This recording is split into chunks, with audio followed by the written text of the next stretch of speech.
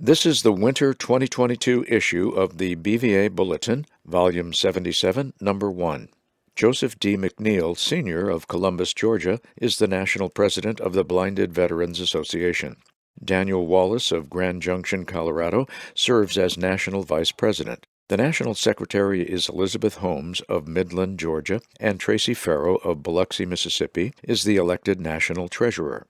Serving as District Directors are the following: Leon Collier of Elmont, New York, representing District 1. Brian Harris of Homewood, Illinois, Director of District 2. Calvin Poole of Memphis, Tennessee, the Interim Director of District 3, and Kenneth Assam of Newhall, California, serving as Interim Director of District 4.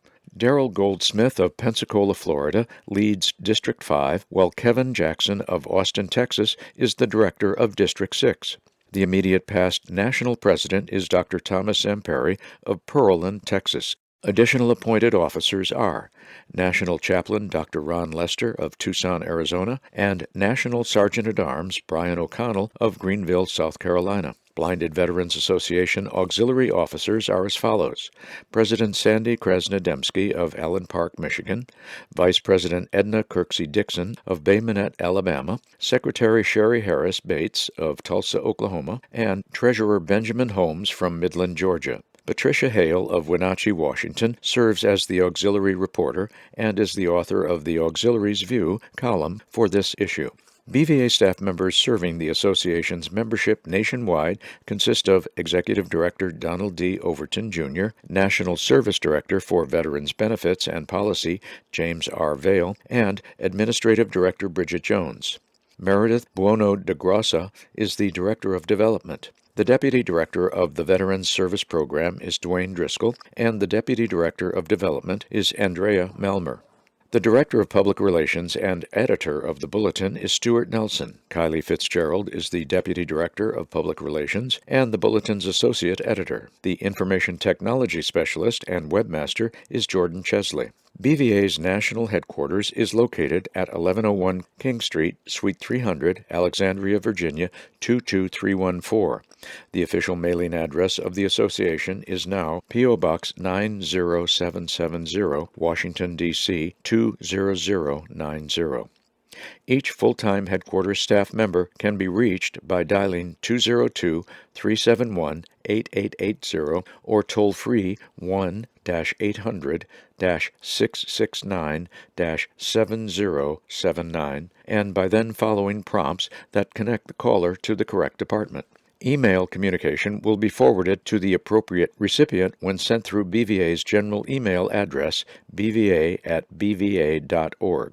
The Bulletin is published quarterly by and for all blinded veterans. There is no charge to receive the print version of the publication, which is available upon request of the national headquarters to any interested individual or organization.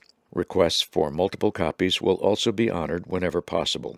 An audio compact disc version is mailed to BVA members upon specific request. Other formats include a web-based narrated audio version with image descriptions, a PDF replica of the print version, and a descriptive email version transmitted as a Word document. Contents of this issue of the Bulletin are divided into the following headings: President's Page by Joseph D. McNeil, Sr., Legislative Update by James R. Vale, Executive Director's Message by Donald D. Overton, Jr., Following Lonnie's Inspirational Lead by Stuart Nelson, Stars and Stripes, Take to the Slopes by Joe Bogart, Anticipation Building for Long-Awaited D.C. Gathering by Bridget Jones, Around BVA, Auxiliary's View by Patricia Hale, Veterans Service Program Update by James R. Vale, Connecting with BVA Donors by Meredith Buono de Grossa, Chaplain's Corner by Dr. Ron Lester, Of Note, Letters to the Editor, In Remembrance, and A Final Thought. The cover of this, the winter 2022 issue of the Bulletin, displays two photographs that are staggered horizontally, one on top of the other. The upper photo is an indoor group picture of 10 blinded veterans, 3 spouses, and 2 guide dogs lined up in 3 rows. The bottom row consists of a lone veteran who is seated. Also seated on the second row are 3 veterans, 2 spouses, and the 2 dogs. Standing in a wider back row are 2 female veterans, 4 male veterans, and the third spouse. Smiles are visible on all except 2 who are wearing protective masks and 1 serious gentleman in an orange t-shirt at the far right in the back row. The lower photo of the 2 reveals 2 ladies standing together in packed snow. They are equipped with helmets, ski goggles, and warm red-colored coats. The lady on the left is wearing a vest over her coat that identifies her with lettering as a visually impaired skier. The lady on the right is holding onto a long stick-like object, nearly her height, with the left hand. The coat of the latter has an embroidered patch that contains uppercase letters that spell STARS. In the immediate background to the left are buildings that appear to be homes and large apartment buildings. Below the photos is the following text on 2 lines. Team BVA, Mission Possible in Steamboat Springs. The descriptive cover caption located on page 2 reads as follows. In this issue of the Bulletin, Joe Bogart, Gem State Regional Group, spotlights Team BVA's recent adaptive skiing and snowboarding experience in the Colorado Rockies. Pictured in addition to the group photo is Teresa Galgano, Florida Regional Group, with ski instructor and guide Laura Sala. Photo courtesy of Steamboat Adaptive Recreational Sports. President's Page by Joseph D. McNeil, Sr. The President's Page comes accompanied by the customary thumbnail, shoulder-length photo without a caption. The photo shows Joe McNeil formally dressed, including a clearly visible embroidered garrison hat. His message to BVA begins as follows. To vote or not to vote? That is the question. This country's history and current events are rooted in large part in how we as a people are represented. We fought a war based on the fact that there was taxation without representation in the American colonies. We also drafted a constitution based on the ideals of representative government and have approved multiple amendments to it over the years on that same basis. The nation still stands 246 years later. As a people, we express our pleasure or displeasure with our elected officials through our vote. The right to vote provides us with the strongest means for expressing our opinion. Although no one can take that right from us, we can nullify it ourselves when we do the disservice of not voting.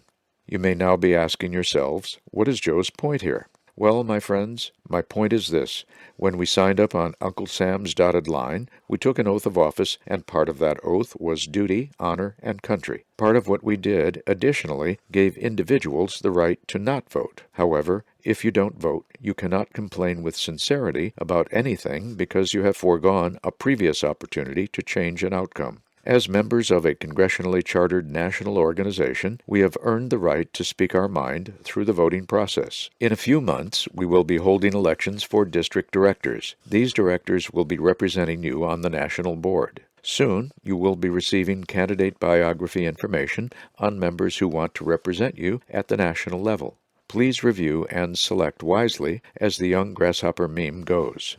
Every vote will count. As soon as you receive your ballot, please fill it out and immediately return it, or use the technology we have at our disposal to accomplish this. We may be trying something new to expedite the voting process. Historically, BVA National Headquarters has mailed out thousands of ballots and received back only hundreds of completed ones. This all comes with a rather heavy price tag attached, not just from the time and money to conduct the elections, but in some cases from a result that does not reflect the will of the BVA members as a whole, but only that of those who took the time to vote. We need to do better in our participation in the BVA democratic process, and I know we can. Please vote and return your ballots in a timely manner. When I joined BVA many moons ago, I began trying to live by the values I learned on and from active duty, i.e., duty, honor, and country. I now use the bylaws as a rule book for myself when it comes to growing personally in this organization. No, I know that the bylaws are not perfect, but they exist in a living, breathing document that will continue to evolve with time, and evolve it must if BVA is to continue another 77 years.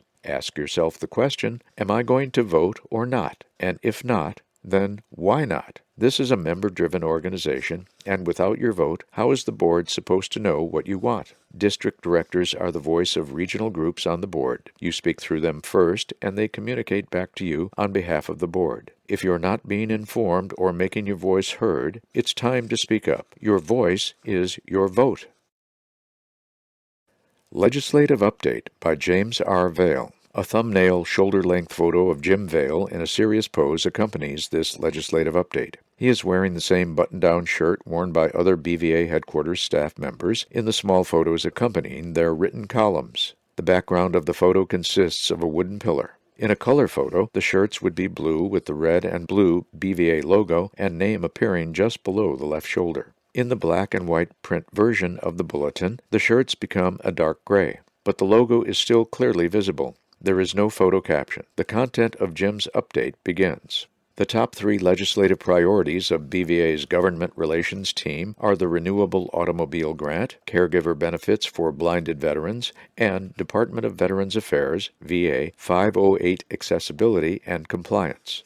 The VA Auto Grant Program currently aids eligible service-connected legally blind veterans with a one-time $22,355 FY22 grant toward the purchase of a vehicle. Not every blinded veteran has access to public transit or VA transportation. The use of ride services such as Uber may be convenient but can also be expensive, especially if used on a daily basis. Employment and VA healthcare will become more accessible to blinded veterans, especially those who reside in rural areas. Although they themselves cannot drive, these blinded veterans likely have a spouse or other family member who could provide transportation if they had their own vehicle. Vehicles tend to wear out after about 10 years, sometimes even earlier. Although VA will fund vehicle adaptations every 2 years, it is important to note that the VA Auto Grant is currently a one-time occurrence. The Auto Grant has broad support of the Veteran Service Organizations, VSOs. In the Senate, S-444, the Advancing Uniform Transportation Opportunities,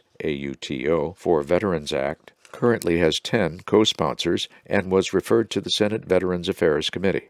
The corresponding bill in the House is H.R. 1361 with 54 co-sponsors. It was referred to the House VA Subcommittee on Economic Opportunity. There is currently no official Congressional Budget Office, CBO, score for the auto grant, but the cost is expected to be close to $200 million per year, about $2 billion over 10 years. VA currently awards about 2,000 auto grants annually, which amounts to $44.7 million. To put these financial figures in perspective, VA's FY22 budget request is $269.9 billion.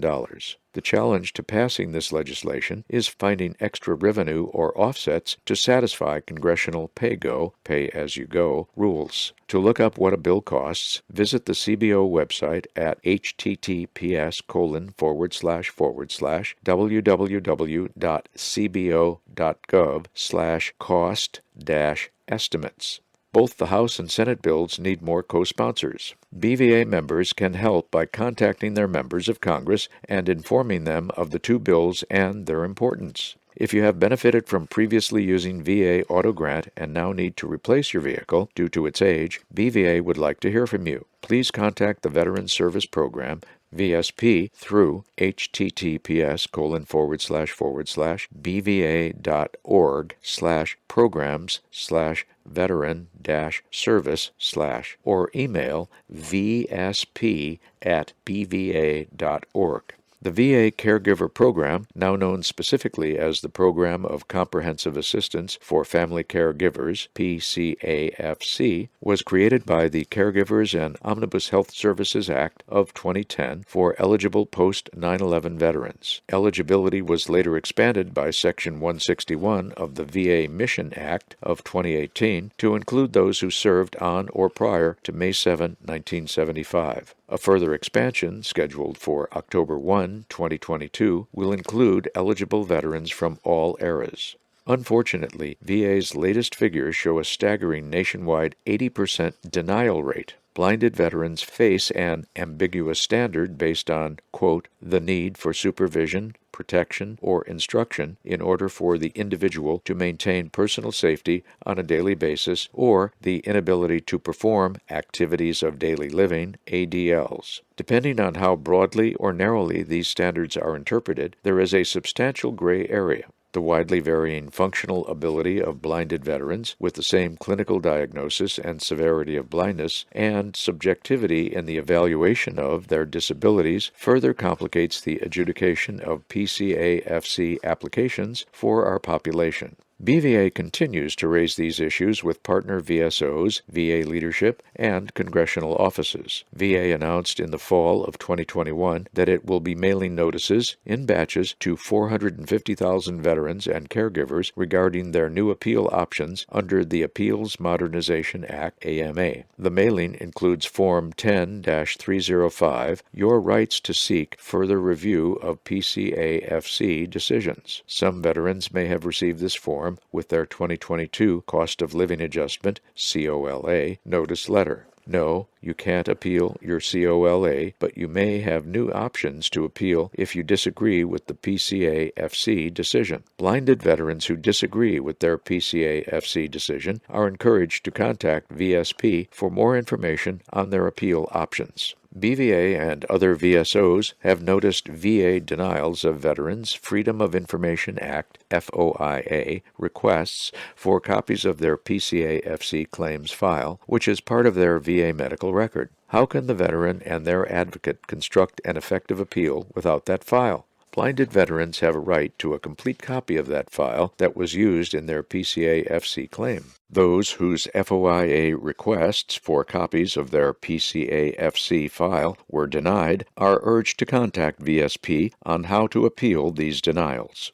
According to the Report on the Accessibility of Websites of the Department of Veterans Affairs to Individuals with Disabilities, which was dismantled by BVA-sponsored legislation via the VA Website Accessibility Act of 2019, Public Law 116-213, only 7.7% of all VA 812 websites are fully 508 compliant, thereby creating a significant barrier for blind and visually impaired veterans and VA employees who have been disenfranchised by not being able to access these websites. This accessibility barrier to the blind and visually impaired at VA is illegal and needs to come down. BVA continues its advocacy and pressure on VA regarding this important issue of 508 accessibility. VA's new electronic health record, EHR, must also be fully 508 compliant. BVA is working with VA and congressional oversight to find effective remediation to ensure that VA websites and facilities, including self-service kiosks at VA medical centers and community-based outpatient clinics, CBOCs, are accessible for the blind and visually impaired.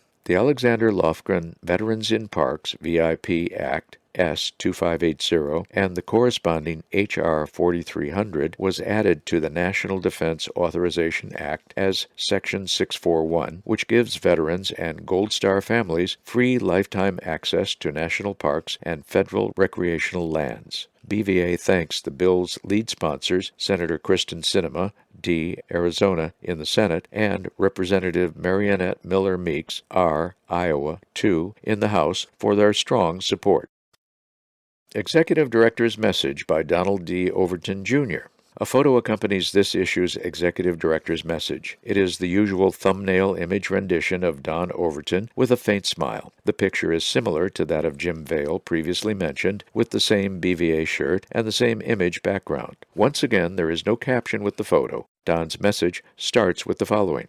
Every year, the cold winter melts away and spring brings a new beginning. New beginnings are never easy, but they are unique opportunities for a fresh start and all the wonderful possibilities new beginnings bring. I often wonder what it was like on March 28, 1945, when approximately 100 war-blinded soldiers from World War II founded BVA. Although our association has continually evolved over the preceding 77 years, it remains the only national VSO chartered by the United States Congress and exclusively dedicated to assisting America's blinded veterans and their families. Our congressional charter designates the organization as the official advocate and representative for all blinded veterans before the executive and legislative branches of government. Throughout our 77-year history, BVA has successfully carried out this important function while at the same time contributing meaningfully to making life better for thousands of individual blinded veterans across the country.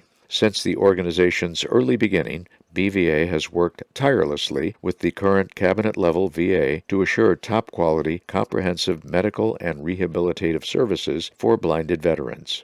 When the U.S. Army discontinued its blind rehabilitation services for the war blind at the end of World War II, BVA played an instrumental role in persuading VA to assume the responsibility for their care and rehabilitation. As early as 1947, BVA adopted resolutions in convention assembled calling for the establishment of a comprehensive residential blind rehabilitation center, BRC. The facility would assist blinded veterans in their adjustments to vision loss and the acquisition of adaptive skills. Due in large measure to BVA's efforts, the first BRC opened its doors on July 4, 1948. As the numbers of war-blinded veterans increased with the onset of the Korean and Vietnam Wars, BVA recommended that VA expand the number of BRCs nationally. Today, there are 13 comprehensive residential BRCs across the VA healthcare system. As BRC programs grew and evolved, BVA persuaded Congress and VA to expand eligibility for blind rehabilitation services to veterans whose blindness was not the result of their military service. Thousands of blinded veterans have received rehabilitation assistance because of this achievement.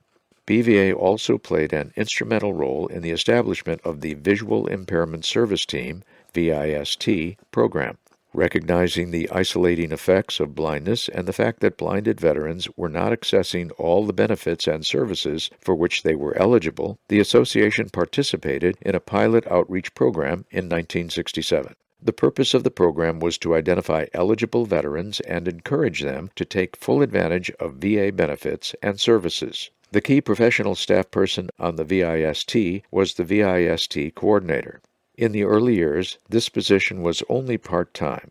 BVA quickly recognized that a part-time VST coordinator was not adequate to coordinate all the services required by blinded veterans and urged VA to make these positions full-time. VA responded by establishing 6 full-time VIST coordinator positions in 1978. BVA persisted in advocating for additional full-time positions and convinced Congress to provide the funding for such. Dating back to 1947, BVA has continuously petitioned BA to provide outpatient blind rehabilitation services. The organization was successful in convincing Congress to earmark $5 million in the 1995 fiscal year VA appropriation for Blind Rehabilitation Service, BRS. These dollars enabled BRS to establish 15 blind rehabilitation outpatient specialists, BROS, positions. Today, that number has grown to more than 100 full-time positions. In addition, BVA has influenced legislation that provided the means by which a student preparing to become a BROS would be included in the VA Scholarship Assistance Program if qualified. Additionally, VA BRS provided the necessary resources from the $5 million to establish Computer Access Training Sections, CATS, at the 5 largest BRCs. Computer access training is now provided at all 13 BRCs. Eligible veterans also receive appropriate computer equipment to accomplish their stated goals. BVA, along with other VSOs, also convinced Congress to amend federal law expanding eligibility for VA health care. A significant highlight of this legislation was language that provided VA with the authority, for the first time, to provide guide dog benefits and adaptive vision technology to veterans whose blindness is not service-connected. As an active member and supporter of the Visual Impairment Advisory Board, VIAB, established by the Undersecretary for Health, then Executive Director Tom Miller, recommended that VA implement a full continuum of vision rehabilitation services and care. The adoption of this recommendation was a major achievement. In January 2007, the Secretary of Veterans Affairs approved such a continuum and committed $40 million over 3 years. VA subsequently established 9 new vision impairment services in outpatient rehabilitation, VISOR, clinics for low vision veterans across the veterans healthcare system. As you can see, BVA takes advantage of every opportunity to present the special needs of America's blinded veterans before policymakers at all levels of government. Therefore, the greater the number of members of the association, the louder the voice. Just as we welcomed our non-service-connected brothers and sisters to BVA, we should welcome our low-vision brothers and sisters home as well. Thanks to your advocacy, low vision veterans are receiving services from the same VA BRS staff as you and I. They are participating in VIST support groups, attending BRCs, and excited by the possibility of a new beginning, the opportunity to join the rich history behind the motto, Blinded Veterans, helping blinded veterans and their families. Following Lonnie's Inspirational Lead by Stuart Nelson. The following feature is accompanied by 4 photos. The first of the 4 is a close-up shot of a middle-aged gentleman steering a kayak to the right in intense rapids. The caption states, Lonnie Bedwell navigates challenging waters during recent kayaking event with Team River Runner. A second photo reveals 4 men in winter attire, 2 on each side of a U.S. flag that they are holding up for display. Behind them is a tall structure that has been erected with 2 wooden poles. Several signs, also made of wood, have been nailed to the poles with information about the landmark on which they are standing, which is Uhuru Peak, Tanzania, the top of Mount Kilimanjaro at 5,895 meters, or 19,341 feet. One of the signs indicates that it is Africa's highest point and the world's largest freestanding mountain. The caption reads, in early 2020, Lonnie Bedwell left with a pair of walking poles in his right hand, climbed Mount Kilimanjaro with a group he had never met before, some of whom had missing limbs, PTSD, or traumatic brain injuries. He experienced the African adventure with his remaining senses of hearing and smell as he heard sounds of monkey screams, smelled exotic flowers, and followed his guide's descriptions of vast green foliage. A third photo reveals a gentleman in dark glasses standing behind a podium and dressed in a polo shirt. He is holding a microphone in his right hand. The man has an open mouth, but in the form of a smile. The caption says, Lonnie is a popular motivational speaker in venues across the country, both virtually and in person, as he recounts his adventures and encourages persons of all ages to live and serve others to their fullest potential. The fourth and final photo shows Lonnie kneeling in an area of tall grass next to a kayak, a personal flotation device, and a black bag. Attired in dark shorts and a light t-shirt, he appears to be in a park or campground. Tall trees and a picnic table dot the distant background. The edge of a building is also visible. The caption reads, Lonnie prepares to embark on one of his dozens of kayaking experiences during the past 9 years. Highlights of Lonnie Bedwell's inspirational story are presented as follows. When former Navy petty officer, now extreme sports athlete Lonnie Bedwell had his sight unexpectedly and suddenly taken from him in a 1997 hunting accident, hardly could he have envisioned, at the time, successfully raising 3 girls as a totally blind single dad. That achievement, he says, will always be his greatest and most cherished one. No other extraordinary accomplishment or accolade, not even the recognition received on national television appearances or through a best-selling book about his jaw-dropping worldly feats, could possibly match his feelings about leadership, mentoring, and serving as a role model in his own home. With the challenges of that pursuit and its inspiring results now in the background, however, Lonnie was still not about to drift into relative obscurity in his small hometown of Duggar, Indiana.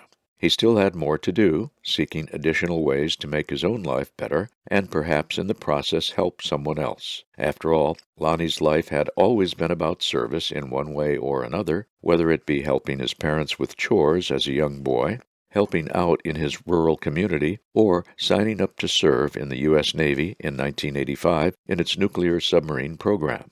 In seeking those future opportunities, with his daughters now grown, he began planning and subsequently doing things he never dreamed were possible without sight. Then he shared those plans and experiences with others, among them some of his now closest friends. The idea for Team BVA, an initiative of the Blinded Veterans Association that promotes purposeful activities and fellowship among blinded veterans, was inspired by the courage, determination, and passion of Lonnie Bedwell and a cadre of blinded veterans like him who had experienced vision loss but continually and somewhat subconsciously always put others before self. Although the Team BVA motto, one vision, one team, one fight, has always been a personal mantra of Lonnie's, he now puts it into practice like never before in serving his fellow blinded veterans.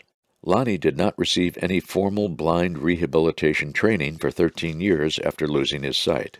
In 2010, he finally reached out to the VA after learning of its residential rehabilitation programs. The closest one was the Central Blind Rehabilitation Center, CBRC, in Hines, Illinois, just east of Chicago. What he hoped for at the CBRC were a few high-tech gadgets and a couple of weeks of practical training that could help him in his daily life. One of the things he obtained instead was an invitation to be the first ever blinded veteran trainee to go snow hiking as a Hines trainee. They asked me to be a sort of guinea pig for that experiment, and, although I was willing to serve in that role because I love to keep doing new things, I had no idea how significant it would be in my life, he recounts. Lonnie did indeed obtain a few helpful gadgets and gain some computer proficiencies at Hines, but he went back to Indiana with a great deal more.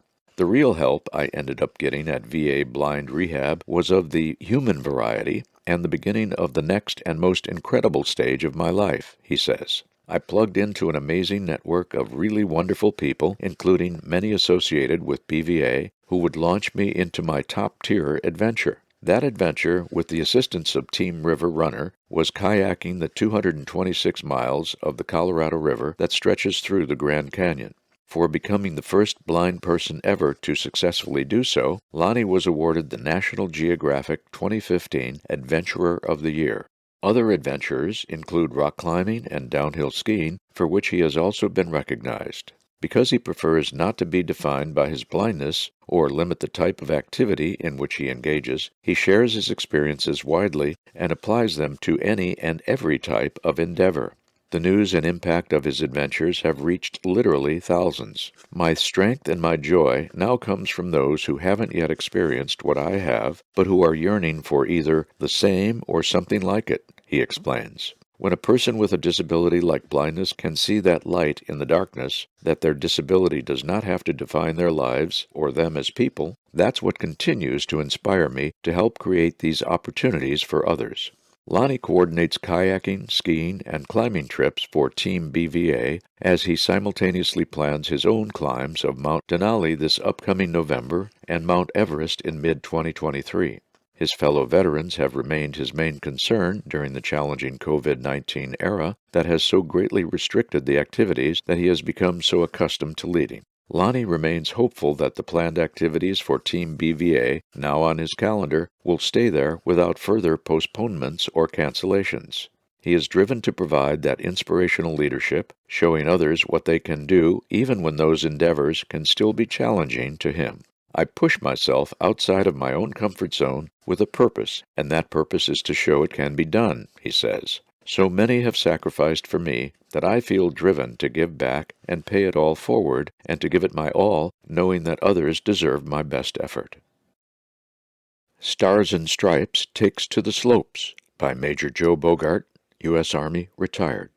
2 photos accompany this main feature article. The first of the 2 photos reveals a lone female skier who appears to be looking slightly downward on a flat, snow-packed surface. She is dressed in blue jeans, a light red coat, and a vest with the lettering, visually impaired. She is also wearing a helmet and large ski goggles. The snow surface is drenched with sunshine, which shows her full shadow.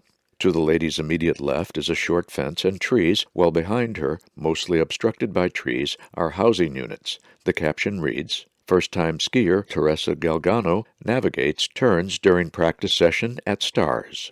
The second photo also shows a ski area. The visually impaired individual, this one a gentleman, is shown on a slight slope with a female guide some 15 feet behind him. The guide has a vest that reveals her as such. Another individual skier is perhaps 25 feet behind her. To the left of all 3 of them is a housing complex with dozens of units. The caption states, "Minus poles, enthusiast Harvey Guari makes final approach on Steamboat Ski Resort Run." Joe's feature begins with the following.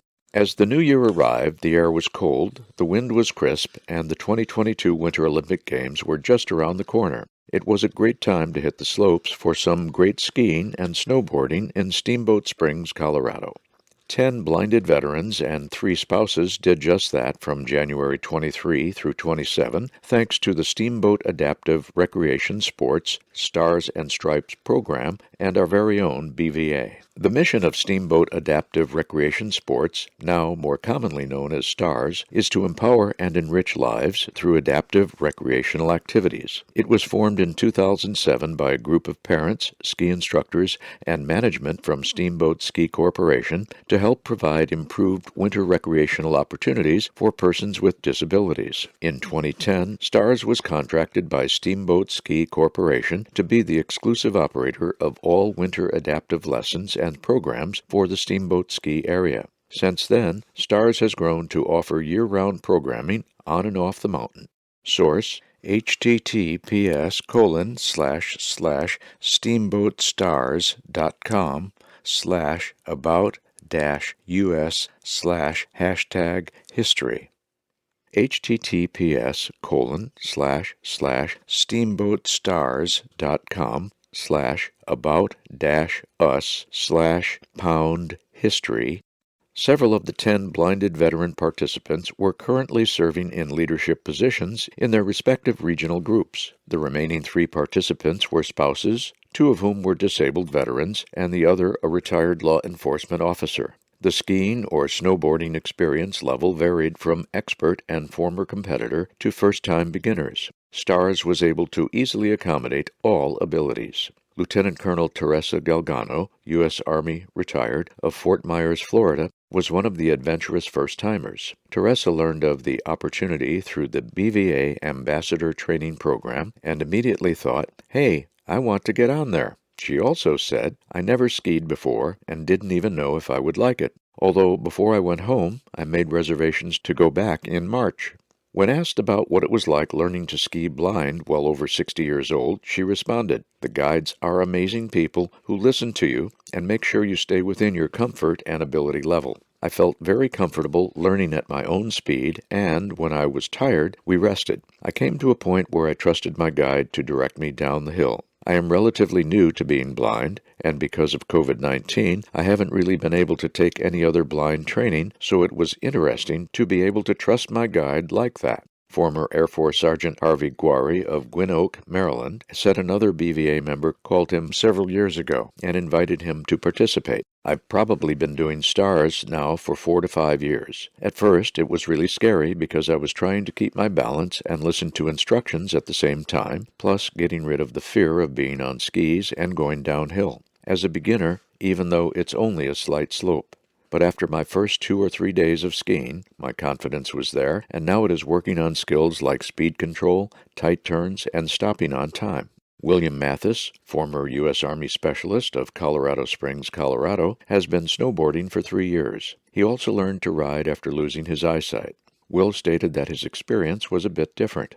"In the beginning, learning to ride blind was a struggle because I couldn't see or hear the instructors. Then I got a device for my helmet which allowed me to hear my instructors, and that was a game changer because I could hear them as if they were right beside me.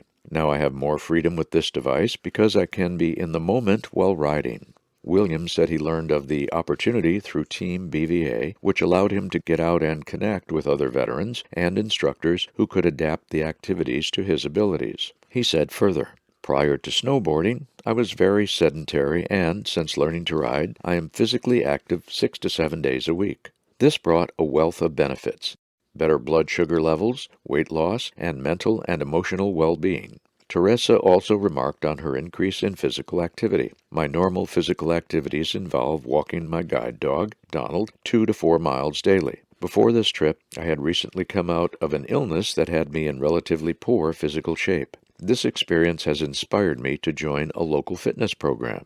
Harvey remarked that he has been doing adaptive sports through VA for several years. "I have been actively participating in VA adaptive sports programs like summer and winter sports clinics, and now the Golden Age Games. I play gold ball locally with the Maryland Raptors. When we finally get to meet in person, I will resume an adaptive judo program with the rank of brown belt."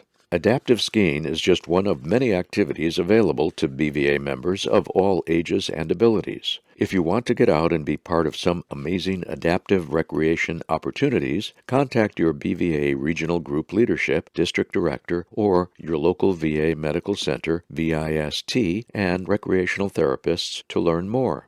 Let them know what activities you are interested in so they can help you get involved. In addition, please make sure BVA National Headquarters and your regional group has your current contact information, including an email address, so that Team BVA can keep you up to date on future opportunities to get outdoors and stay active. Anticipation Building for Long-Awaited DC Convention by Bridget Jones. A photo accompanies this preview of the upcoming National Convention. The image is an angle view of a long, white-colored building with 3 U.S. flags flying in front of it. The flagpoles appear to be some 60 feet tall. Beyond the flags is a plaza area with a statue of some sort. Judging by the green foliage and the lack of traffic and parked cars, it appears to be an early Sunday morning in the spring. In the foreground are 2 relatively empty parking lots. The background projects a blue sky with cumulus clouds.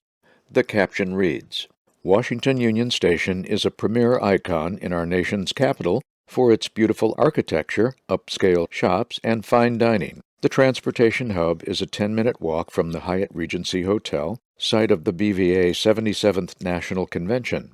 During its heyday in the early 1940s, Union Station served up to 42,000 passengers daily." The content of the article begins. Formal official notice. Pursuant to the provisions of Section 3B of Article 9, National Convention, of the BVA National Bylaws, all members of the Blinded Veterans Association in good standing are hereby notified that the BVA 77th National Convention will be held at the Hyatt Regency Washington on Capitol Hill, 400 New Jersey Avenue Northwest, Washington, D.C. 20001, from Monday, August 22 through Friday, August 26, 2022. An online registration form is now live at https://bva.org/national-convention/. Periodic updates about the convention will be posted regularly to the same page. Preparations underway for gathering in nation's capital. After BVA's virtual educational sessions in 2020 and the 4 days of continuous educational and business meetings in 2021, the BVA National Board of Directors is pleased to announce an in-person convention for 2022, complete with the traditional business meetings, social events, and exhibit hall. This year we are planning for a greater emphasis on the social events and opportunities to get out of the hotel and enjoy Washington, D.C., rather than sitting in meetings, said National Vice President and Convention Committee Chairman Danny Wallace. More than anything else, we want this convention to be a happy reunion and for our members to have a good time with one another. In addition to a potpourri of options outside the hotel, the customary Tuesday evening National President's Reception, the Wednesday morning opening business session, the Thursday afternoon Father Carol Luncheon, the Friday morning closing business session, and the Friday evening awards banquet will all return as they were prior to the pandemic. A special invitation is being extended to all potential exhibitors and sponsors to attend the 77th National Convention. Important dates for required actions. The Administrative Director has announced the following schedule of actions that must be completed by both regional groups and individuals leading up to the convention. A reminder will be mailed to the regional group presidents and secretaries on March 28 regarding the due date for submission of bylaw amendments for consideration at the convention. A mailing to all BVA members in good standing will also occur on March 28, 150 days leading up to August 22. The mailing called for nominations for district director in a special election that will be held in newly formed districts 1, 2, 3, and 4. 2 copies of the credentials form will also be mailed on April 19 to all regional groups. BVA members in good standing who wish to vote by proxy may still do so by writing or calling BVA National Headquarters no later than 45 days before the start of the 77th National Convention. That day falls on Thursday, July 14. In compliance with Section 2C of Article 9, the proxy form must be completed and returned to BVA National Headquarters to the attention of the Administrative Director. To be considered valid, the envelope containing the form must be postmarked no later than 21 days before the opening date of the convention. Therefore, the due date is Tuesday, August 2. Both regional groups and individuals should refer to the following timeline in preparing for the convention. Items listed include actions required by the national headquarters, regional groups, and individuals. Questions can be addressed by calling 800-669-7079. All of the following indicate actions mandated by the BVA national bylaws by the dates indicated. 1. March 28. National Headquarters sends reminders to regional group presidents and secretaries that proposed bylaw amendments to be considered at the 77th National Convention must be postmarked no later than 90 days prior to the beginning of the convention. That date is May 25. 2. March 28. No later than 150 days before the convention. Special mail call for nomination of directors of District 1, 2, 3, and 4 to members in good standing. 3. April 19. Mail credentials forms, 2 copies each, to regional group presidents, vice presidents, secretaries, and treasurers. 4. May 16. No earlier than 100 days before convention. Earliest date to issue official notice of the 77th National Convention to prospective convention attendees. The 100-day mark is May 15, which is a Sunday. The due date has therefore been pushed forward 1 day to accommodate the weekend. 5. Mid-May. 77th National Convention pre-registration information prepared at National Headquarters and sent to those who have expressed an interest in attending. 6. May 25. No earlier than 90 days before convention. Earliest date to distribute ballots for the special elections in District 1, 2, 3, and 4. 7. May 25. No later than 90 days before convention. Envelopes containing proposed bylaw amendments must be directed to National Headquarters and postmarked. 8. May 25. Earliest date to mail proposed bylaw amendments to members in good standing. 9. May 25. 90 days before convention and 60 days following original March 28 mail call, referred to in Item 1. Nominations for special election of directors of Districts 1, 2, 3, and 4. 10. June 9, no later than 75 days before convention. Latest date to issue pre-registration official convention notice. 11. June 14, no later than 70 days before convention. Latest date for National Headquarters to mail ballots for the special election of all district directors. 12. June 15. National Headquarters mails annual financial report forms, 2 copies, to treasurers of regional groups. 13. July 11. No later than 45 days before convention.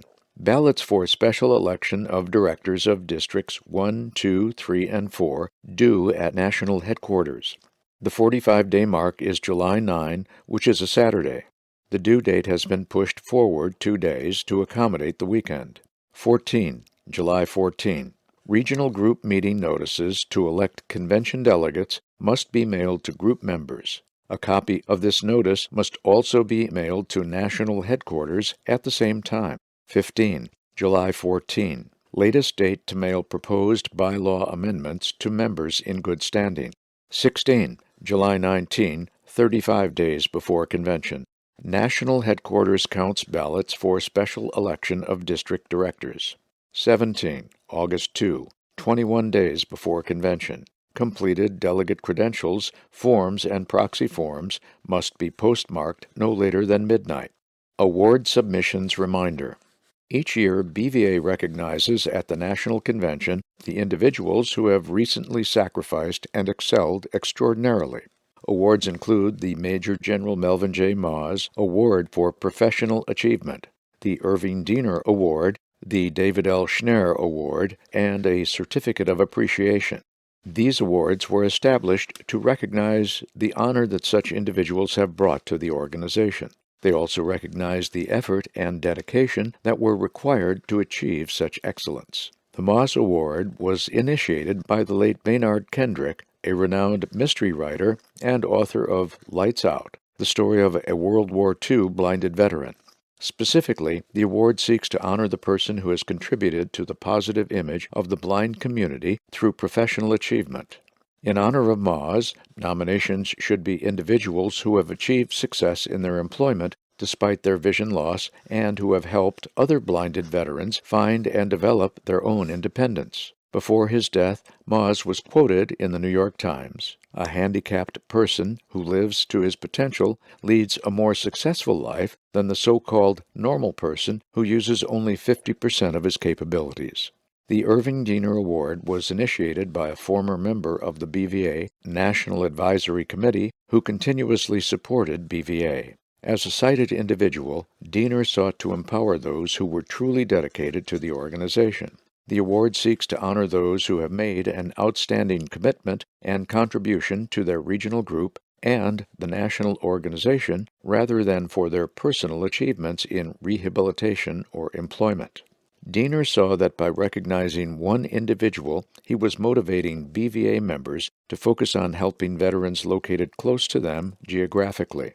World War II blinded veteran David L. Schneer was an early member of BVA and a member of the National Board of Directors for more than 40 years, including Director of District 1. During those same years, he was a volunteer at the VA New York City Regional Office.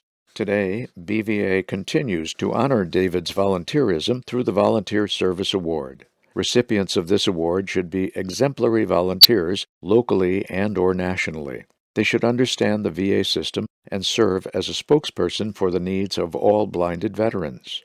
The Certificate of Appreciation is in place to acknowledge those who have positively influenced the blinded veteran community and the achievements of its members.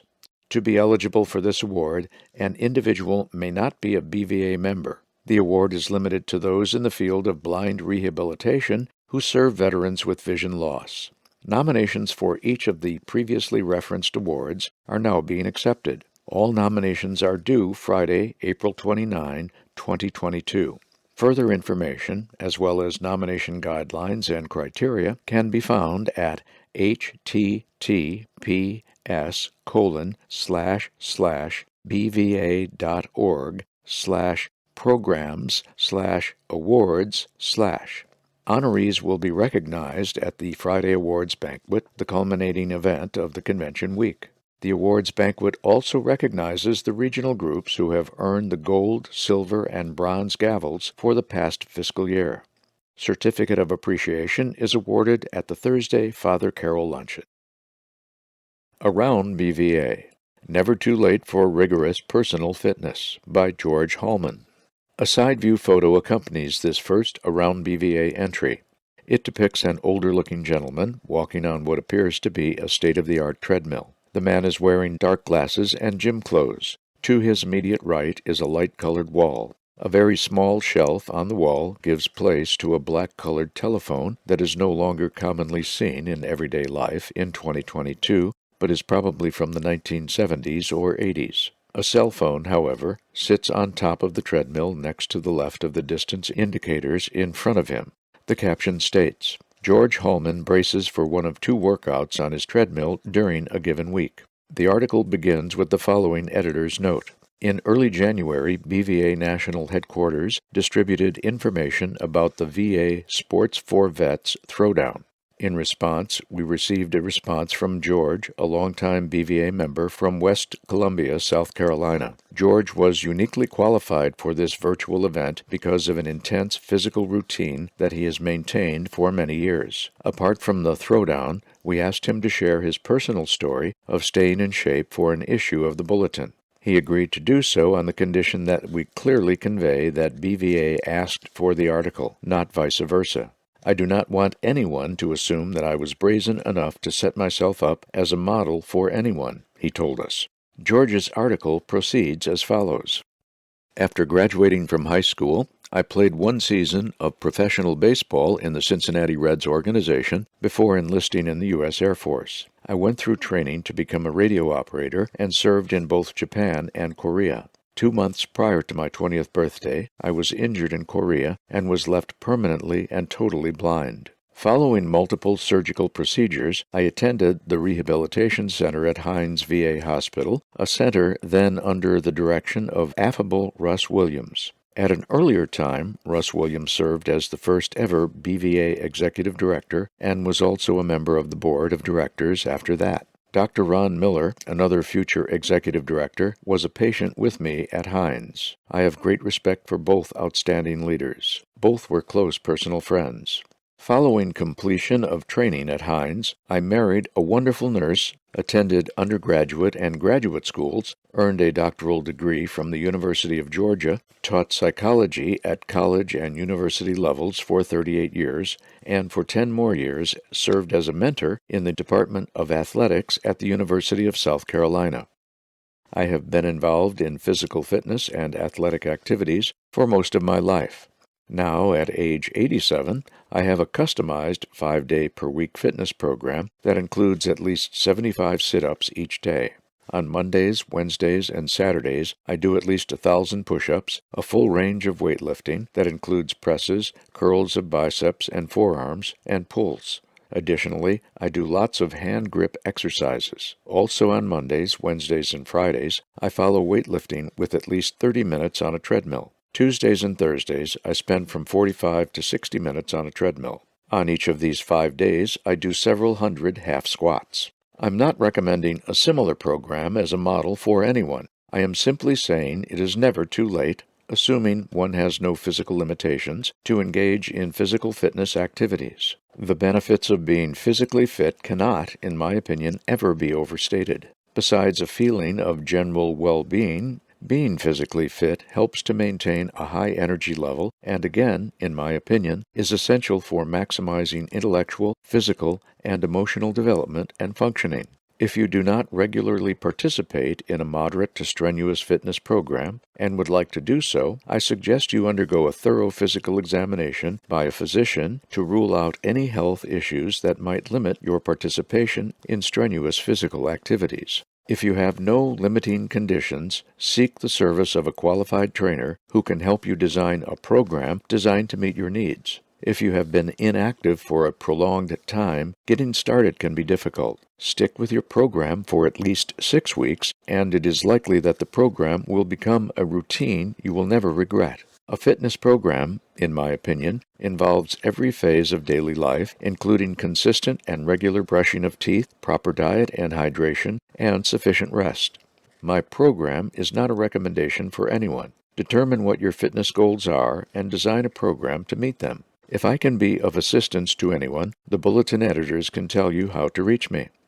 National President presents priorities in joint hearing. Joe McNeil formed part of a 9-member panel of VSOs on March 2 as he summarized BVA's priorities for the second session of the 117th Congress in a joint hearing of the House and Senate Committees on Veterans Affairs. The setting was the Senate side of the U.S. Capitol, with Chairman John Tester, D., Montana, directing and moderating the proceedings. The hearing was conducted as a hybrid meeting with both virtual and in-person participation. Joe made his presentation a virtual one from his home in Columbus, Georgia. A question-and-answer period followed the presentations.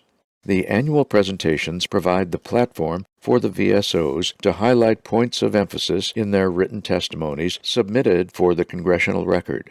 Highlighted in Joe's oral testimony were improved oversight of VA Section 508 accessibility compliance, effective implementation of caregiver benefit programs, and VA auto-grant legislation. The written testimony also addressed adequate funding for VA blind rehabilitation service, continued improvement of programs and services for women veterans, enactment of adequate protections for guide dogs on federal properties, and support for the budget request for prosthetics and sensory aids.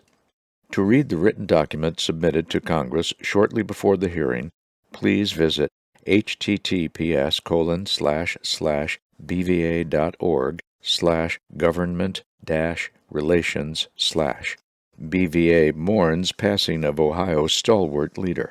Vietnam-era Army veteran David T. May, a fierce advocate of blinded veterans and BVA in the Columbus, Ohio area for more than 3 decades, passed away February 24. Dave was my mentor in BVA and DAV, Disabled American Veterans, as well, said Ed Loudon, whom Dave helped elect as the Ohio Regional Group President 2 years ago.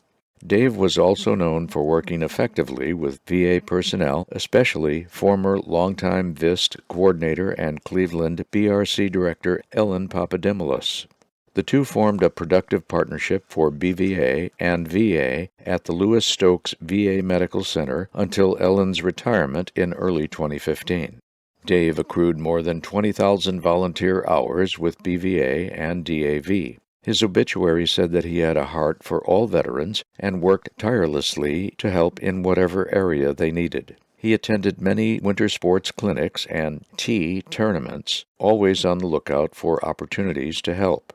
He was a past department commander of DAV. His recent assignment relating to veterans was as a commissioner with the Stark County Veterans Service Commission. Dave is survived by his wife of 53 years, Christina, 2 daughters, a granddaughter, and a brother-in-law. NJRG members advocate for improved transportation. Led by President Bill Graves and Vice President Mustafa Shabazz, members of the New Jersey Regional Group recently united successfully with other New Jersey veterans in expressing frustration with the complex web of disconnected transportation services within the state system when trying to reach VA appointments. In a February 16 virtual hearing before the State Assembly Military and Veterans Affairs Committee, thanks in large part to Bill and Mustafa being unwilling to take no for an answer, several veterans recounted tales of late and missing rides, unreturned calls, and long waits that forced some to forego medical treatment. Although New Jersey has a state-level program that operates in partnership with each of New Jersey's 21 counties to help veterans reach VA medical centers, the program has faced funding cuts that have resulted in spotty services. The result in the end has forced veterans to miss critical medical procedures or wait hours for a ride to or from a hospital. The veterans who testified before the Assembly panel made several suggestions for improvement, among them an expansion of a paratransit system that serves residents with disabilities to more areas of the state. They also suggested that the state link its transportation services with those provided by counties and volunteers through a central system that would allow the currently unconnected systems to communicate with each other so that veterans could call just one number for a ride instead of going to multiple services that often do not respond anyway. The efforts of the New Jersey Regional Group offer a model for how BVA members can become involved in local issues that affect them, informing local officials of problems, and influencing public policy on a state and local level to improve the quality of life for blinded veterans and their families. Columbus Chapter restores annual holiday dinner. An accompanying group photo shows 4 adults standing together and looking directly ahead with only the faintest of smiles, 2 ladies on the left and 2 gentlemen on the right. The 2 men are holding white canes. The man on the far right is holding up a plaque in front of the second one, who is next to him. Although the engraving on the plaque appears small in the photo, the clarity of this image allows the lettering of the entire plaque to be visible, including the name Otis Smith, to whom the plaque has been presented. Otis distinguishes himself further from the others in the group by a sport coat containing an embroidered BVA patch above the left front pocket. The caption states, "Left to right, Tuscaloosa, Alabama, VIST Coordinator Dr. Deborah Tazewell, Elizabeth Holmes, Otis Smith, and Georgia Regional Group President Raymond Thorne." The short blurb begins, "Although the Georgia Regional Group's Columbus chapter missed but one annual holiday dinner due to the pandemic, somehow it seemed like many more as chapter members gathered December 4 for a festive meal of turkey, ham, stuffing, and other traditional staples. The event occurred at the Kirkland Memorial Baptist Church in Columbus. It seemed like we missed more than one dinner because here we were presenting awards to our members for their work back in 2019 when 2022 was already upon us, said Elizabeth Holmes. Chapter member Otis Smith received the 2019 Robert N. Willis Achievement Award, and Elizabeth received the Dr. Norman Jones Jr. Achievement Award, both of which represent exemplary service to the chapter. BVA Auxiliary National Treasurer Ben Holmes was presented with a Georgia Regional Group Service Award for his continuous exceptional service to the group members for more than 5 years as of late 2019. A 50-50 drawing for raffled gifts, courtesy of the BVA Auxiliary and totaling $122, sent Ben home pleased for a second reason as he drew the winning ticket. It was so great to get together after missing this event the year before, Elizabeth said. Nothing can replace an in-person dinner party with veterans during the holiday season. Wade Davis appears before Texas Governor's Committee.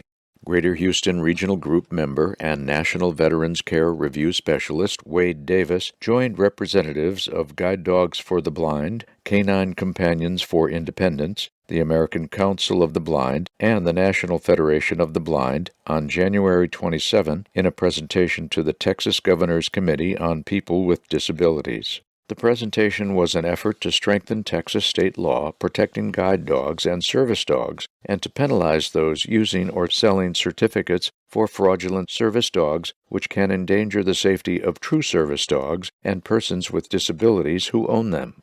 The group supports changes in Texas laws that will mirror one in California, which differentiates service dogs from emotional support dogs. The Texas group feels that such changes will be a huge step forward in protecting our true service dogs, said Wade. We also hope that this movement will start in other states. Wade recounted in his testimony experiences with his guide dog Mulligan's interaction with fraudulent service dogs while on their travels to evaluate BRCs for BVA. Emotional support animals can provide support through companionship and can help ease anxiety, depression, and certain phobias. However, they are not service dogs and do not legally receive the same accommodations as service dogs. BVA, BVAA, saddened by India Bazemore passing. India Bazemore, first elected in 2017 as the BVA Auxiliary National Chaplain at the 72nd National Convention in Jacksonville, Florida, passed away on December 17, 2021. A resident of New Bern, North Carolina, India was also a volunteer National Service Officer at the Durham VA Medical Center and remained active in supporting the blinded veterans of the North Carolina Regional Group even after the death of her husband, Dallas, in 2018. Scholarship deadline fast approaching.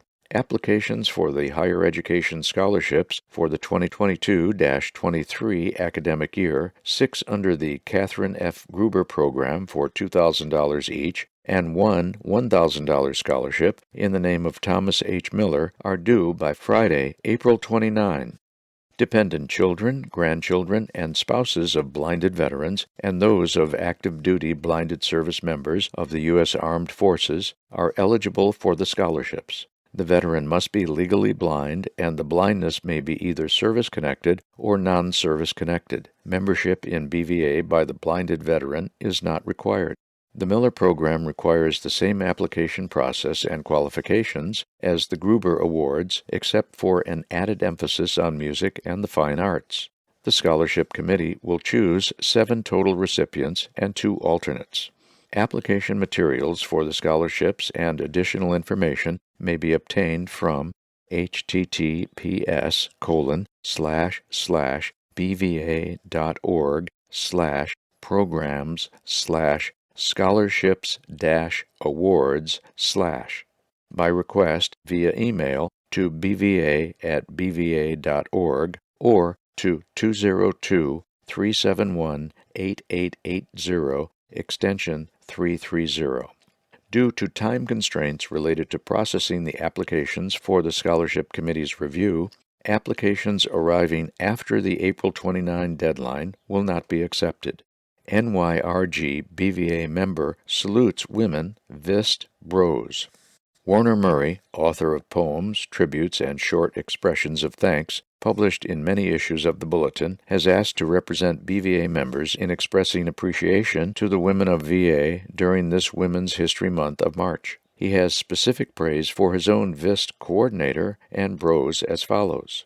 We, the New York Regional Group Manhattan Support Group, congratulate our VIST coordinator, Ms. Natasha Molotok, during this Women's History Month. Her professional service rendered to blinded and visually impaired veterans is truly appreciated. Her learning sessions on Zoom, conference calls, and exchange of information were all wonderful experiences. Through 2 years of COVID-19 lockdown, her tenacity and resilience to support the morale of blinded veterans was superb.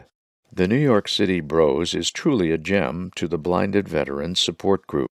Ms. Deborah Kraut has persevered through all the changes wrought by COVID-19. She maintained her home visits, her technology training, and her mobility training. She wore a mask and a full protective gown and gloves for the safety of all involved. We express appreciation to Ms. Kraut during this Women's History Month for her resilience in providing quality service to blinded veterans. Auxiliaries View by Patricia Hale. Patty Hale's Auxiliaries View is accompanied, as usual, by the same half-length front view photo. In the photo, Patty is dressed in formal business attire and has a small name badge on her left lapel. There is no photo caption. Patty's column commences with the following. We're sorry to inform you. You don't meet the requirements. You are too well off. You already have. Those are words many of you, as caregivers, have likely heard. Then they tell us that, as a caregiver, you must first take care of yourself so that you can better care for those who need you, our veterans and family. They tell us to do all these things, including get some help, and then we get another denial letter. So let's look at our options. VA does have several programs that might be able to help if you know what to look for and where to look. But first, let's consider some of the preliminaries that we need to be aware of before we choose a program to apply for. Activities of Daily Living, ADL. Before you take the first step toward getting any help from VA as a caregiver, sit down with your veteran and ask, what would you have to hire someone else to do for you, or do without if you were by yourself? Have an honest discussion, then get an appointment with your veteran's primary care team, PCT, to assess your veteran's needs for caregiver assistance. ADL includes, but are not limited to, bathing, showering, dressing, grooming, toileting, eating, feeding, meal preparation, medications, transfer to, from bed, car, shower, chair, etc., and grocery shopping. Which of these do you help or do for your veteran? To what degree? An assessment of needs that are part of ADL is necessary when examining the VA options for help. Remember also that usually you will only be able to receive one of these options, so investigate and choose wisely the benefit for which you want to apply and receive. In general, only one of the following benefits may be used at a time. Aid in attendance. This requires enrollment in the VA healthcare system as well as a particular disability and/or priority group rating. It is applied for and awarded to the veteran based on need for assistance with ADL or housebound status. Several VA forms may apply here. It is recommended to seek the assistance of a Veterans Service Officer or BVA advocate for assistance with this process. Home health care. This may be recommended to you by your PCT. If recommended, your PCT may tell you the number of hours you qualify for. Then a home health care vendor will call and set up a schedule to visit and assist you. This may work for some people, but not likely if you live in a rural area. Program of Comprehensive Assistance for Family Caregivers, PCAFC. This program is available to veterans who served on or before May 7, 1975, or on or after September 11, 2001. In October of this year, the program will be expanded to veterans of all eras. In addition to ADL, the veteran, quote, must be 70% service-connected with a serious illness or injury, unquote. This is one of the few benefits applied for with a VA Form 10-10CG that is awarded by the Veterans Health Administration rather than the Veterans Benefits Administration. It is awarded at one of two levels based on the severity or need. There are regular evaluations, training, and reports. BVA is currently discussing how our caregivers of blinded veterans are seemingly being excluded from this program. Veteran-directed care. This program is open to all enrolled veterans, quote, if they are eligible for community care, meet the clinical criteria for the service, and it is available, unquote. In addition to regular evaluations, this program is frequently contracted to a third party and may be subject to additional fees and oversight. This program was designed for veterans to live out their lives at home with as much normalcy as possible. Although the VA Caregiver website does not have all the answers, it can be a good resource at https://www.caregivers.va.gov. You may also call the Caregiver Support Line at 855-260-3274, or call your closest VA Medical Center and ask for the Caregiver Support Program. Most of these programs at the medical centers offer general caregiver support groups, programs, and seminars to help caregivers learn about, understand, and obtain help from these local and national programs. BVAA not only supports BVA and BVA regional groups, we support each other. Every year at the National Convention, we have caregiver-oriented programs for both caregivers and blinded veterans. We have found that communication and support is so much better if everyone in the household is informed. Learn more about BVAA at www.nbvaa.org or email BVAA President Sandy Krasnodemsky at ltdlx@sbcglobal.net.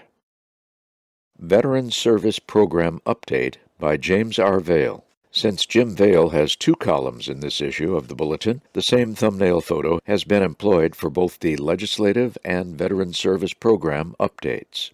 The earlier photo description would also be identical for both. There is no accompanying caption. The VSP update begins. It is well known in the veteran community that veterans can receive compensation for their service-connected injuries, but did you know that VA provides a $101,754 grant for making a home more accessible and safer for veterans and service members with qualifying disabilities? VA funds approximately 2,000 specially adapted housing SAH grants annually, which total $120 million. Since the SAH program's inception in 1948, more than 46,000 grants have been awarded, totaling approximately $1.75 billion.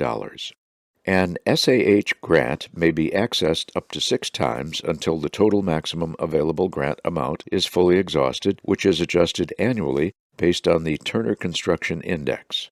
The SAH grant may also be used by eligible veterans who reside outside the United States. What if your already specially adapted home is damaged or destroyed by a natural disaster?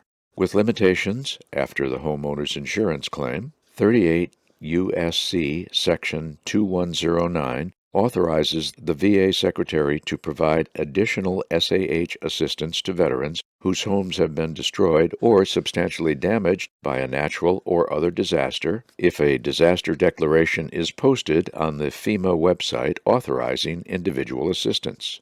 The eligibility requirements for an SAH grant are complex and can be found in 38 U.S.C. Section 2101. To qualify for an SAH grant due to blindness, the standard was previously, quote, blindness in both eyes having only light perception, unquote, which is a very high standard. Under the old law, legal blindness didn't qualify for the SAH grant, but it would qualify now for the smaller Special Housing Adaptation SHA grant, which is $20,387.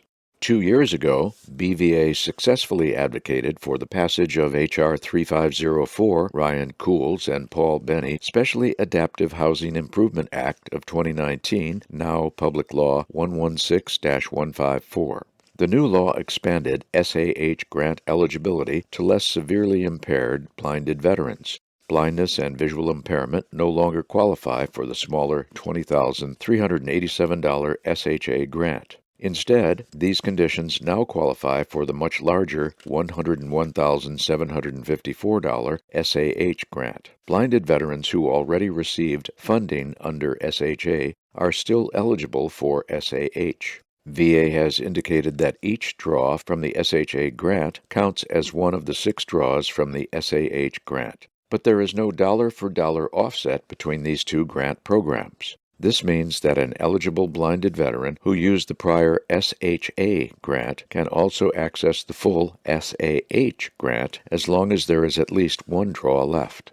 To be eligible for the SAH grant under the new law, a blinded veteran must be at least legally blind and service-connected for the blindness as defined by 38 U.S.C. Section 2101A.2b.ii. According to VA, these criteria are diagnostic code, DC, specific and assigned in percentages based on the VA rating schedule in 38 CFR Section 4.79. The 7 qualifying blindness DCs are 6061, an anatomical loss of both eyes; 6062, no more than light perception in both eyes; 6063, anatomical loss of one eye when rated 70% or greater; 6064, no more than light perception in one eye when rated 70% or greater; 6065, vision in one eye, 5/200, 1.5/60, when rated 70% or greater; 6066, visual acuity in one eye of 10/200, 3/60, or better when rated 70% or greater; and 6080, visual field defects when rated 70% or greater. What adaptations would a blinded veteran need to make for the family home to become safer and more accessible? Most blindness-related adaptations fall into these 3 categories. 1. Improvement to lighting, such as new lighting fixtures. 2. Reduction of glare, such as window tinting and awnings. And 3. Improvements to safety, such as handrails, ramps, security, and intercom systems, and smart home installations. For more information on recommended adaptations for blindness, see VA M 26-12 Manual, Appendix B. Please note that VA may approve the purchase of a backup power generator for veterans who live in areas highly prone to power outages and need power to operate critical medical equipment such as a CPAP machine. What is the application process for the SAH grant? Refer again to VA M 26-12 Manual. It is very helpful to have a sighted spouse or other family member review the forms and paperwork with the blinded veteran, as this can save hours in the multi-step and paperwork-intensive process. Step 1 is eligibility establishment. The blinded veteran must file VA Form 26-4555, June 2021 version. Box 12A is signed by the veteran. The form must be submitted to a VA Regional Office, VARO. The Veteran Service Center at any one of the VA's 56 VAROs will render an adjudication decision that will either establish or deny the veteran's eligibility. Errors are common in SAH adjudications for blinded veterans, as many adjudicators are still applying the old law. If eligibility is not found, it is important not to give up. Instead, please contact the BVA Veteran Service Program for assistance. Step 2 is the initial interview. Here, an SAH agent will meet with the veteran either in person or by phone to discuss requested adaptations and specific needs, review applicable program requirements, and analyze project feasibility and suitability. The SAH agent is there to help the veteran identify needs, explain the grant process, set expectations, and coordinate and maximize the veteran's available benefits. The SAH agent will walk through the veteran's home to help identify potential needs the veteran may not have been aware of or may have overlooked. The SAH grant process is more than just applying for a $100,000 grant. It is also about identifying what is in the veteran's best interest. Please note that it is possible to use the SAH grant simultaneously with the $6,800 HISA Home Improvements and Structural Alterations grant administered by the VHA Office of Prosthetics and Sensory Aids, P&SA, and the $93,356 Independent Living Plan grant administered by the VA Vocational Rehabilitation and Employment Program. Each grant has its own set of criteria and must be applied for separately. The funds cannot be commingled. These programs are discussed during the initial interview. Step 3 is feasibility and suitability. Here, VA must ensure compliance with 38 U.S.C. Section 2101A.3, requiring medical feasibility, which means that the veteran must be currently and successfully living full-time in a housing unit and outside of an institutional setting. Financial feasibility involves VA certification that the cost of the proposed housing unit, including the mortgage payment plus incidental expenses, bears a proper relation to the veteran's present and anticipated income and expenses. The veteran cannot be in mortgage forbearance, bankruptcy, or foreclosure. Property suitability means that the nature and condition of the proposed housing unit must be suitable for the veteran's needs for dwelling purposes. Minimum property requirements, MPRs, if applicable, are discussed with the veterans. Please note further that at present there are no MPRs for blindness. The SAA agent should do what is in the blinded veteran's best interest. Unless the veteran uses a wheelchair, it is not necessary to modify the home to be wheelchair accessible. Step 4 is conditional approval. This step is met when medical feasibility, financial feasibility, and property suitability have all been satisfied. It is the point at which a veteran can begin obtaining work estimates from builders. To avoid a conflict of interest, VA cannot recommend a builder but can assist with resources to help in the search for one. The time between steps 4 and 5 are indeterminate. During this time, the veteran and SAH agent should work together to determine the best needs of the veteran. Step 5 is grant approval. This is the formal approval by VA management. Step 6 is project management. The project has now been given the, quote, okay, unquote, to begin construction and is underway. It is managed by the SAH agent, including processing change orders, dispersing funds to the builder, reviewing compliance and inspections, and, most importantly, setting expectations and consistently communicating with the veteran and the builder. Step 7 is final field review. This is the last inspection once all work has been completed. A, quote, letter of satisfaction, unquote, is signed by the veteran that the contract between the veteran and the builder has been satisfied. However, it does not necessarily mean that the veteran is satisfied with the work, M26-12, Chapter 10.1b. Since VA is not a contracted party, the contract is always between the veteran and the builder. The process of applying for and then utilizing the SAH grant can be a very lengthy and cumbersome one. However, the time and effort involved can pay large dividends. It is best to work with a BVA National Service Officer who can educate the blinded veteran on SAH program eligibility requirements and adaptation guidelines, ensure that the most current version of Form 26-4555 is filled out completely and correctly, submit the claim form, monitor the process of the claim, and, if needed, intervene when the claim goes off track. Please contact the Veteran Service Program with questions or to request more information. Connecting with our BVA Donors by Meredith Buono de Grassa. Donor relations is defined as the comprehensive effort of any nonprofit that seeks philanthropic support to ensure that donors experience high-quality interactions with the organization that foster long-term engagement and investment. When I joined BVA, I was hoping to foster existing relationships and work to build new, meaningful ones. As a fundraiser, the greatest privilege we have is connecting with those that support the organization of which we are a part. That passion allows our organization to sustain and grow. The beauty of my job is connecting with people. When you pick up the phone or contact a donor, you never know what you will learn. Sometimes a 15-minute conversation can reveal much more than you initially intended. The same can result from a handwritten note or simply expressing genuine concern to someone who has experienced a recent problem or adversity. I feel prompted to share a recent interaction I had with one such donor by telephone.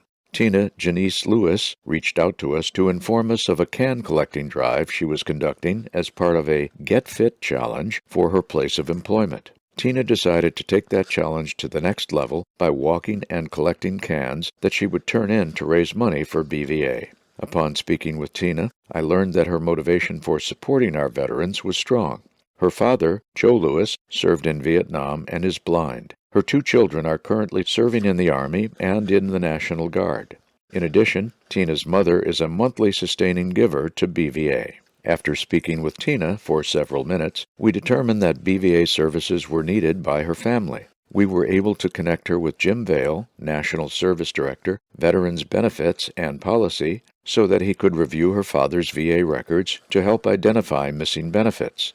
Jim was also able to help connect Tina with the appropriate resources and information relating to membership. These connections are crucial in many ways. They get to the heart of BVA's work. Without the interaction I had with Tina, we would not have learned of the passionate support of the organization by the Lewis family and that BVA could be of help to them.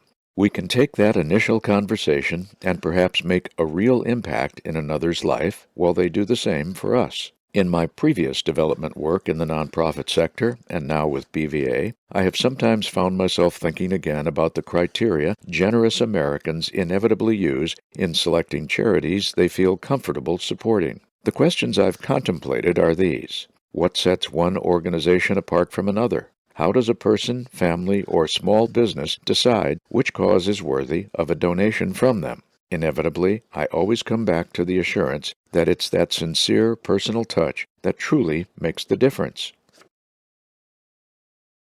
Chaplain's Corner by Dr. Ron Lester. The usual thumbnail head and shoulders smiling photo of Dr. Lester is located at the beginning of his Chaplain's Corner. The lapel of a plaid sport coat shown as gray is visible above a colored dress shirt. There is no caption with the photo. Dr. Lester's column reads, "As I was thinking about the current winter season, my thoughts went back to a day that is now some 45 years in the past. I was working my bees that day. It was March 1977, and at that time I had around 150 beehives. I always put on my screen and helmet, plus the overalls and those thick leather gloves for maximum protection. It was a nice warm day for Oklahoma, and I figured I could work the bees without a problem. I came to one of the hives and smoked it real good. Notwithstanding that success, something just did not feel right. Normally, when smoked, the bees will fill up with honey thinking that their hive is on fire. As I opened up that hive, the bees came swarming out at me. They were in such a protected posture that I got the blast of their fire. I was attacked from every side with such force that I closed the hive up very slowly and retreated to the underside of my truck, hoping that I did not get stung too many times. After waiting for more than an hour for that hive to settle down, I finally came home, still not knowing how much I'd been stung. My wife scraped more than 20 stingers off my face and arms. When bees sting, they give it their all. Leaving behind a piece of themselves out of protection for their hive is the ultimate sacrifice, since they end up dying afterwards.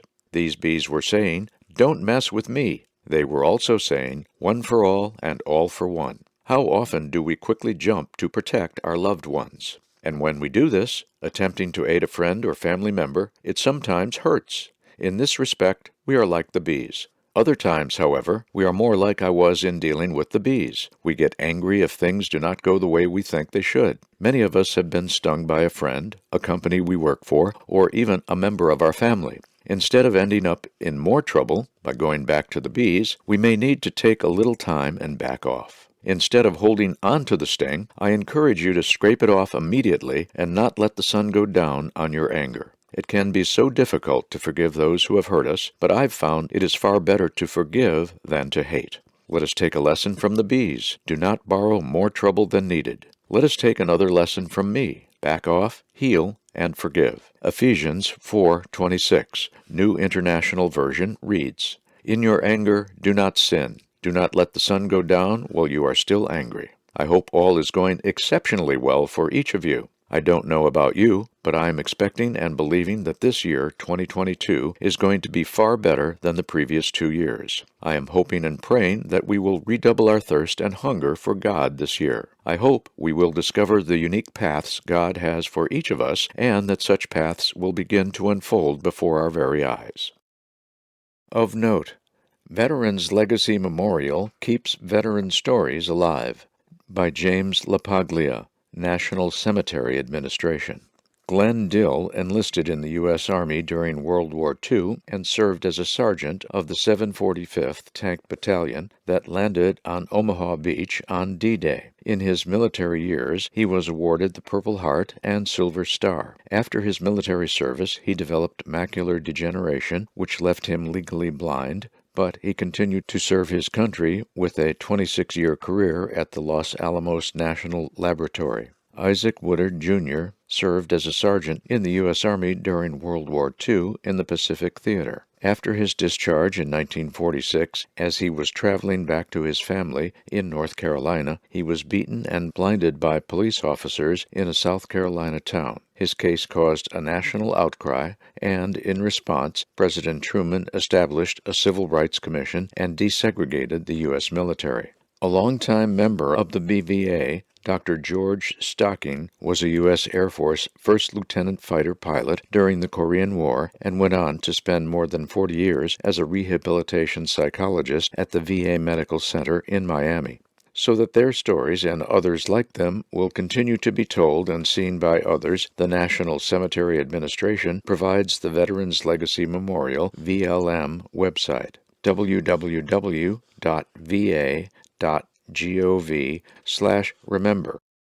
The nation's first digital platform dedicated entirely to the memory of more than 4.3 million veterans interred in VA's national cemeteries and in VA grant-funded cemeteries. Launched in 2019, individual veteran profile pages are populated with military service and cemetery information. This publicly available information is gathered from VA records and includes service branch with logo, dates of birth and death, rank, war period, decorations, emblem of belief, and cemetery information. Interactive features added to the site in 2020 and 2021 now allow family, friends, and others to post tributes, comments, upload images, share their veterans' military service timeline and achievements, biographical information, historical documents, and more.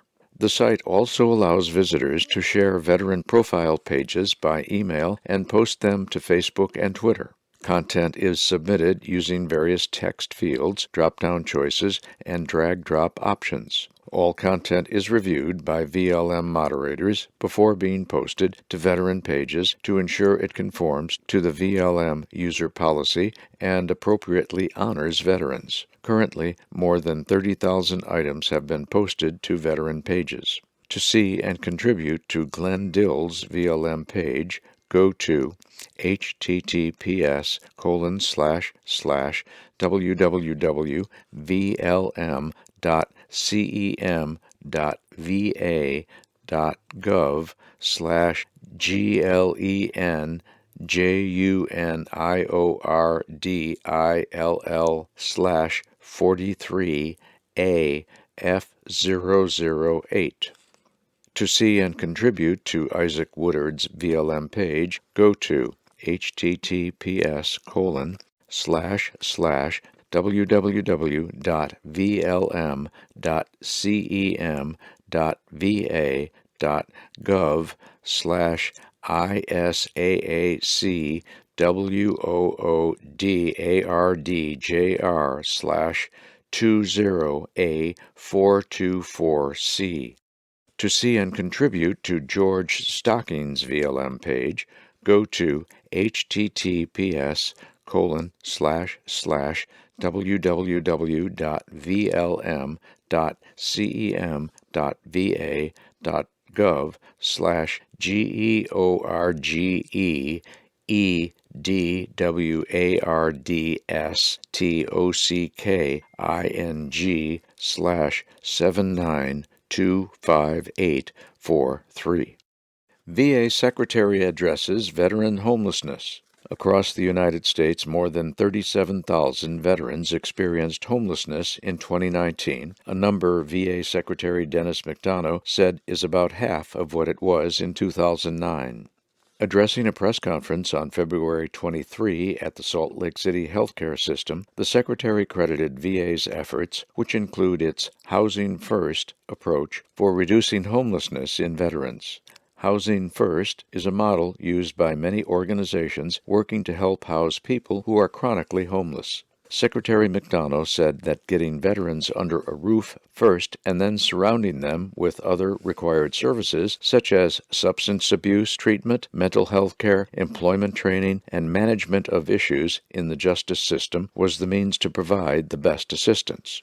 As we get veterans under roofs and get them that service, we see them continue to thrive, he continued. He also said partnerships in the community, strong leadership on the local, state, and federal level, and innovative programs are crucial in continuing to tackle homelessness and helping to serve those who served this country. Building on those partnerships, using these resources and proven strategies, I'm confident we'll end veteran homelessness in this country, he stated. Registration open for Summer Sports Clinic. A colorful graphic image containing light blue and gold in the background accompanies this of-note entry. The image is a poster promoting the sports clinic. The highlight of the poster is a long-haired young man dressed in a wetsuit standing on a surfboard with waves and ocean water in the background. The clothing he is wearing includes a gold-colored t-shirt from the Summer Sports Clinic containing a logo and the words National Veterans Summer Sports Clinic. A QR code on the poster can be used to register for the event. Other important information on the poster includes Facebook, Twitter, and Instagram identifiers for the clinic, which are SPORTS4VETS, in each case, as well as the hashtag Summer Sports Clinic. The brief blurb begins as follows.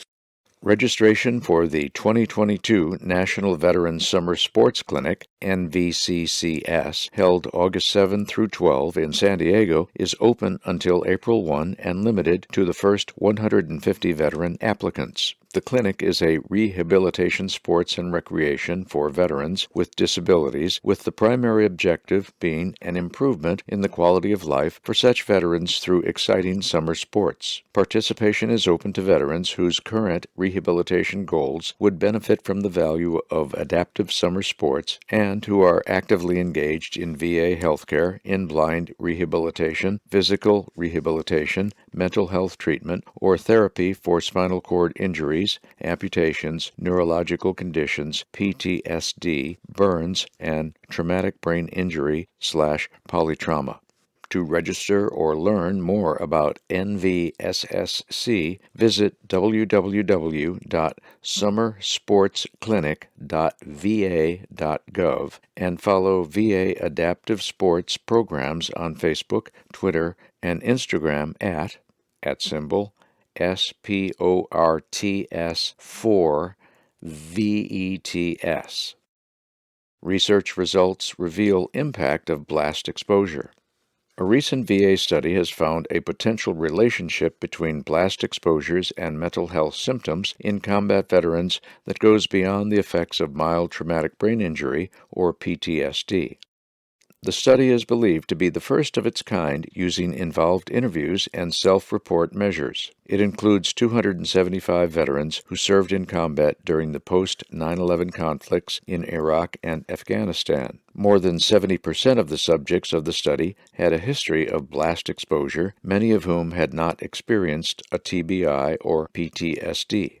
Exposure to blast is an independent factor influencing psychiatric symptoms in veterans beyond PTSD and a mild TBI, the researchers wrote in their conclusion. Quote, blast exposure ... should be considered in the cause of psychiatric symptom presentation and complaints, unquote. The findings of the study appeared in the Journal of Psychiatric Research in September 2021. https://pubmed.nlm.nih.gov/345000343/. Veterans employed full-time increases in early 2022. Although the veteran unemployment rate rose in January, so did the number of veterans who found jobs. According to data from the Bureau of Labor Statistics, reported in Military Times, February 4, a rush of veterans re-entering the job market in January reflected a nationwide trend toward higher levels of working-age Americans participating in the workforce. The unemployment rate for all veterans rose from 3.2% in December to 3.8% in January, but the number of veterans who had full-time employment rose by more than 430,000 individuals. Overall, about 8.9 million veterans sought full-time jobs in January, up more than 500,000 individuals from the last month of 2021. Much of that was driven by veterans of the Iraq and Afghanistan wars era. About 200,000 more young veterans reported looking for work in January than in December, pushing the group's labor participation rate to nearly 80%. Veterans have typically fared better than their civilian peers in the monthly unemployment estimates. January was the 60th time in the last 61 months that the veterans' unemployment rate was lower than the national rate. Even so, lawmakers in recent years have created a number of targeted jobs programs aimed at transitioning service members and veterans struggling with their return to civilian life. 75 VHA videos for 75 years. To support its year-long effort, the Veterans Health Administration, VHA, 75th Anniversary Campaign created a series of 75 videos. The video series is an effort to encourage veterans to make more informed choices about the health care they receive by offering new and additional information highlighting VHA's unique initiatives, innovations, and contributions to medicine as well as its committed care to America's veterans. The videos cover dozens of topics, including precision oncology, emergency medicine, VHA moonshots and cancer studies, suicide prevention, and lethal means safety. The videos are housed at bit.ly/3 uppercase I, lowercase w, uppercase S, uppercase Z, 3 uppercase U. Letters to the Editor. Remember the sacrifices. As a life member of BVA, I appreciate this opportunity to add a few comments related to President Joe McNeil's excellent message in the autumn issue of the Bulletin. I am a blinded Vietnam-era veteran and recently moved to the Frank M. Tejada Veterans Home in Floresville, Texas. Here we have a large group of disabled veterans with service-related wounds, including blindness. Most are in wheelchairs and assisted by a nursing staff. When we think about the topic addressed by President McNeil, what is a veteran, we should also consider and be mindful of these lifelong disabled veterans who sacrificed so much to keep us free. Bruce W. Ryder, South Texas Regional Group, Floresville, Texas. TEE Tournament 2022 Update.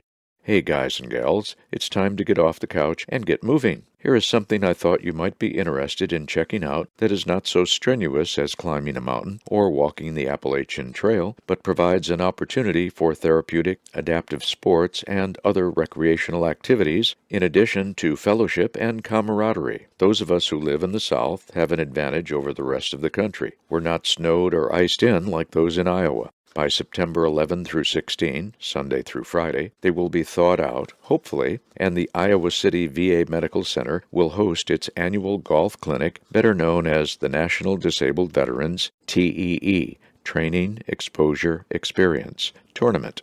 The only thing for which the veteran is responsible is transportation to and from Iowa City, Iowa. The medical center there, with support from the community, comes up with 400 volunteers for the event. Golfing takes place at various courses in the Iowa City area.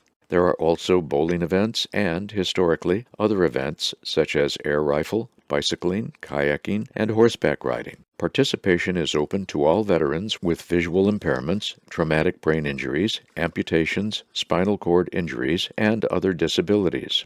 When we asked if the veteran could bring a spouse or escort, we were answered with the affirmative. We were also told that the escort would stay with the veteran and, ideally, function as the veteran's golf buddy during the program. This would involve the escort driving the golf cart and assisting the veteran in judging distance and direction to the hole before any given swing. I guess they just don't trust blind veterans driving around on a well-groomed pasture. The first day for applications was January 24, and the number of participants is limited.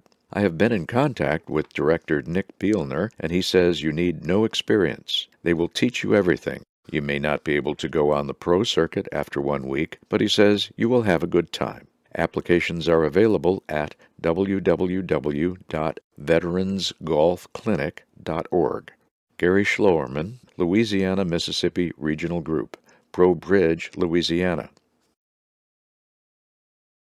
In remembrance.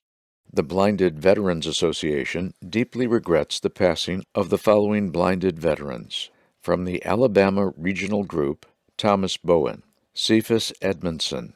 Arkansas Regional Group, William Browning, William Sadler. Florida Regional Group, John Lind, Donald McManus. Gem State Group, Tommy Tubbs. Greater Houston Group, Mark Francis, Kenneth Hunter. Louisiana, Mississippi, Arthur Balar, Freddie Davis. Michigan Group, Jimmy Shook. From the Mid-Atlantic Regional Group, Charles Brownfield. New Hampshire Regional Group, William Carnes, Charles Martin, Warren Tripp, Edward Weber. New Jersey Group, Donald Perlman. New York Group, Dana Coppins. Ohio Regional Group, Sarah Jordan, David May. Pennsylvania Group, Robert Raymond. Puerto Rico, Ruben Fraticelli Gonzalez. South Carolina, Don Wiederer. South Texas, John Buffington. Southern Arizona Regional Group, Richard Watson. Southern California, Felix Friquet. Richard Gilchrist. Jean Tregonine. From the Southern Nevada Group, Charles Giblin, Rick Coolmy. Spokane Inland Empire, Kenneth J. Harrington. Tennessee Regional Group, Glenn Johnson. And lastly, at-large BVA members with no regional group affiliation are as follows: Lyle Martin, Maru Tuiagamoa, Arturo Vela, James Walker. Final thought. Centered in the photo that accompanies this issue's final thought is a gentleman in motion on a snowboard with a single ski pole in his right hand. It is a bright, sunny day. Dressed in warm attire, including a vest with lettering stating that he is a blind snowboarder, and dark goggles, the man appears to have recently snowboarded through a narrow area enclosed by tall mounds of snow, perhaps up to some 20 feet, on both sides. The background of the photo is wide and expansive, revealing a blue sky and cumulus clouds. In the far distance is an apartment building or hotel, a ski lift, and additional sloped areas. The final thought is expressed by the following. Team BVA stems from an earlier initiative originally designed by the Blinded Veterans Association under a different name to support the hundreds of men and women returning to the United States blinded or experiencing significant visual impairment. Most of the early participants in the program fought in the global war on terror, which included Operation Enduring Freedom and Operation Iraqi Freedom. The program has now widened its participation to include all eras of visually impaired veterans. Pictured here during Team BVA's January week in Steamboat Springs and vicinity, Rocky Mountain Regional Group President William Mathis exits a half-pipe on his snowboard. A half-pipe is a U-shaped slope, allowing the snowboarder to go from wall to wall, performing aerial tricks on both sides. And this concludes the audio version of the Winter 2022 BVA Bulletin.